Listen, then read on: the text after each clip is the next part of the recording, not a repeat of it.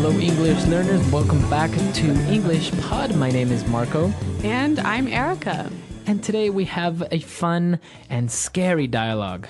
That's right. This lesson is full of language you can use to talk about being scared. All right, so we're going to be looking at a scary lesson today, and we have nothing to preview, so let's listen to this dialogue and see why everyone is so scared.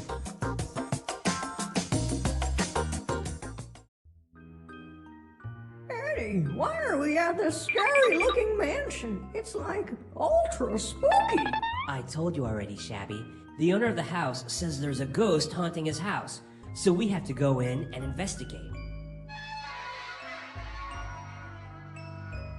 I don't like this.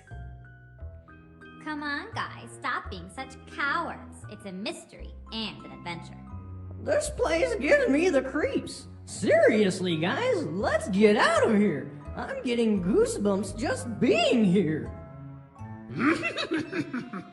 Shabby is a scaredy cat. That laugh came from this room. Let's go and check it out.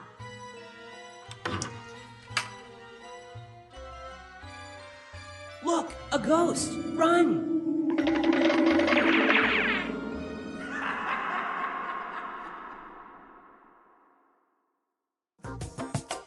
Well, that sounds really scary, but actually it kind of reminds me of another TV show.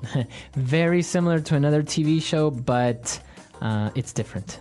Okay, but some interesting language that you can use to talk about things that are scary. So why don't we look at that now in Language Takeaway? Language takeaway.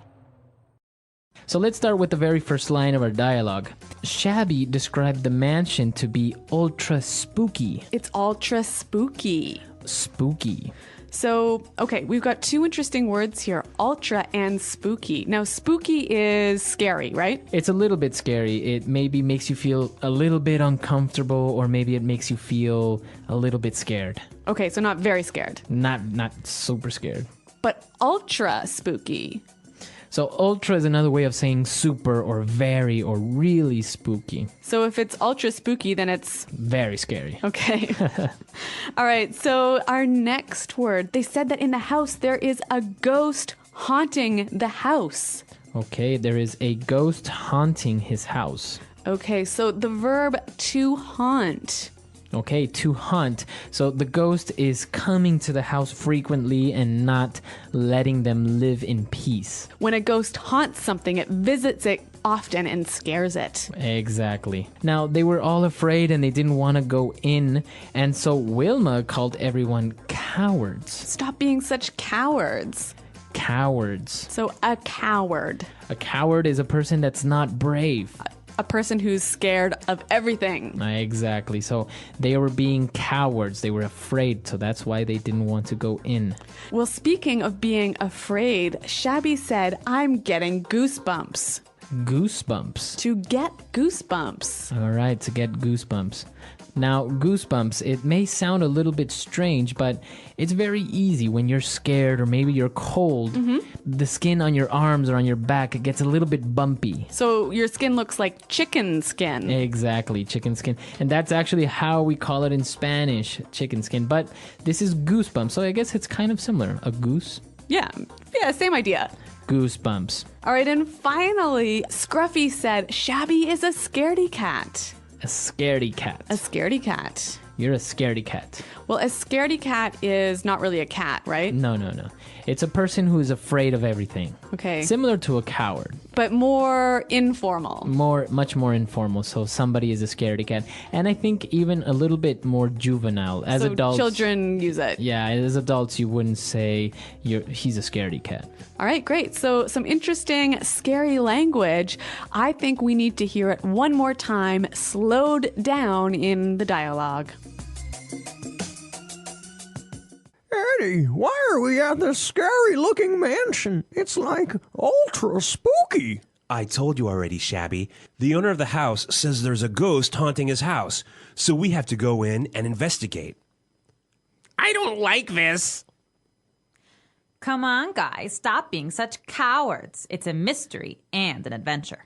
This place gives me the creeps. Seriously, guys, let's get out of here. I'm getting goosebumps just being here. Shabby is a scaredy cat. That laugh came from this room. Let's go and check it out. Look, a ghost! Run! Okay, so now that we understand all the vocabulary we saw in language takeaway, why don't we take a look at 2 phrases now in Fluency Builder? Fluency Builder. Well, Shabby said, we're at this scary-looking mansion. Scary-looking mansion. So a scary-looking mansion. Okay, so the mansion looks scary. All right, so a mansion is a big house, right, that looks very scary. Now, this is a really useful and helpful pattern you can use with English. Something looking, so adjective looking. Right, so you can say good looking. And there's lots of examples, so why don't we hear a few more now? Example 1. That guy is making me nervous. He's really creepy looking. Example 2. I saw the craziest looking house today. It was built upside down. Example 3. What a nice looking dog. Can I pet him? All right, great examples, and now we know how we can combine looking with different adjectives. Our next phrase, Shabby said, this place gives me the creeps. All right, gives me the creeps. To give someone the creeps. So if something gives you the creeps, it makes you feel uncomfortable and scared. Maybe scared, maybe nervous. Okay, so why don't we give some examples? I could say, hey, Marco, see that guy over there? He keeps looking at me. He's giving me the creeps. Okay. Or I can say, clowns give me the creeps. Oh, that's right. You're afraid of clowns. I am afraid of clowns. Okay. They give me the creeps. All right. Well, it's a really helpful, useful phrase to use when you're talking about being afraid. Now, why don't we listen to the dialogue one final time? Eddie, why are we at this scary-looking mansion? It's like ultra spooky. I told you already, Shabby. The owner of the house says there's a ghost haunting his house, so we have to go in and investigate. I don't like this. Come on, guys, stop being such cowards. It's a mystery and an adventure. This place gives me the creeps. Seriously, guys, let's get out of here. I'm getting goosebumps just being here. Shabby is a scaredy cat.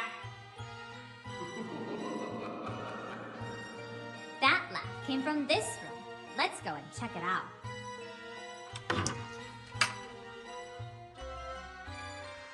Look, a ghost! Run!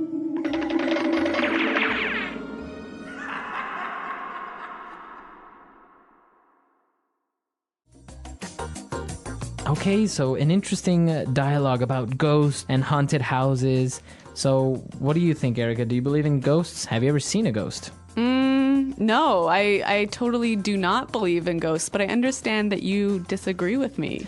Well, I've experienced strange things, but I don't know if it was a ghost or an alien. I don't know. It could have been anything. An alien. An invisible alien. Okay. So what happened? Well, once I was having dinner with my parents, and we had a table, and on top of the table there was a glass full of water. And all of a sudden it started to move across the table, and then it started to spin while it moved. So was there an earthquake or something happening? No, nothing. We were just, the only thing on the whole table that was moving was that, and we all just kind of stared at the glass moving, and we didn't know what to do. And then my mom started kind of giggling, a nervous laugh, and we really didn't know what happened. Now, I understand that in Latin America, people are more superstitious. They believe more in ghosts, right? Exactly. In Latin America, people are very superstitious. They believe in ghosts or in spirits, or we have a lot of urban legends about, like a leprechaun that lives under a bridge, or, somebody's grandma that comes and haunts them or visits them at night and stuff like that. So yeah, Latin American people are very superstitious in this sense. Yeah, I think in Anglo countries it's a little bit less common to say that you believe in ghosts. Like maybe inside you think ghosts are true, but you wouldn't really tell people that. Right. I think the difference would be that you have a different type of superstition. Like people are afraid of black cats. Right. Or the floor or the number 13. Yeah, or opening your umbrella in a house. Exactly. Yeah. So because they consider it to be bad luck, but not because something like a ghost or an alien is going to come out and eat them. So listeners, why don't you tell us what you think about ghosts? Are people superstitious in your country? Do they believe in ghosts? Come to our website, englishpod.com, and let us know, and we'll see you guys there. Well, thanks for downloading, and goodbye. Bye.